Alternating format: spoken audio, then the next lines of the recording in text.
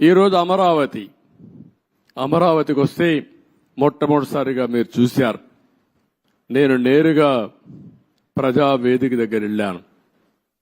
ఎవరైనా ముఖ్యమంత్రి అయితే జరిగేదంతా కూడా ఒక మంచి కార్యక్రమంతో ప్రజల్ని మెప్పు తెచ్చుకోవడం కోసం పనిచేస్తారు.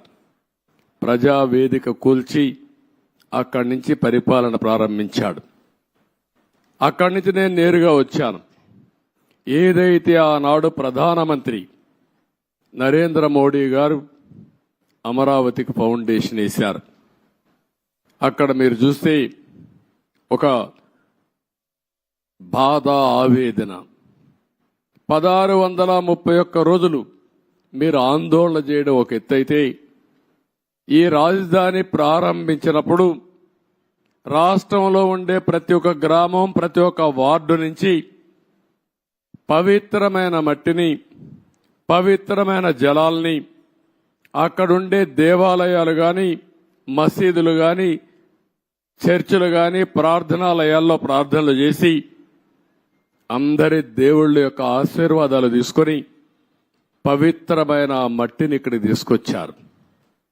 దేశంలో ఉండే అన్ని దేవాలయాలు, ప్రపంచంలో ఉండే అన్ని ప్రార్థనాలయాలు, అన్ని దిక్కల్లా ప్రార్థనలు చేశాం. దేశంలో ఉండే స్వాతంత్ర సమరయోధులు, త్యాగమూర్తుల గ్రామం నుంచి కూడా పవిత్రమైన మట్టిని, పవిత్రమైన జలాలు తీసుకొచ్చాం. సాక్షాత్తు ప్రధానమంత్రి గారు పార్లమెంట్ దగ్గర మట్టిని, పార్లమెంటు సాక్షిగా సంఘీభావాన్ని తెలియజేయడానికి యమునా జలాలు తీసుకొచ్చి వారు కూడా సంఘీభావాన్ని తెలియజేశారు.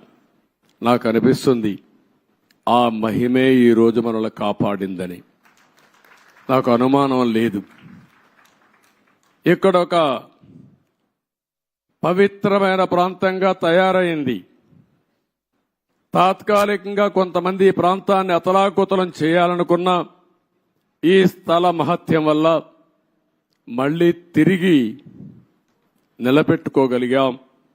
అదే నాకు అనిపిస్తుంది. అక్కడ చూసినప్పుడు నేను మొట్టమొదటిసారిగా ఎక్కడైతే ఆ పవిత్ర మట్టిని కూడా ఇంకా పవిత్రంగా పెట్టాం, ఇక్కడుండే రైతులు కాపాడారు. ఇంకో పక్కన అక్కడ నమూనా కూడా నేను చూశాను. ఇక్కడుండే అల్లరి మూక, ఆ నమూనాను కూడా దెబ్బతీసే పరిస్థితికి వచ్చారు. అక్కడనే యజ్ఞశాలకు వెళ్ళాను. ఆ రోజు యజ్ఞం చేసి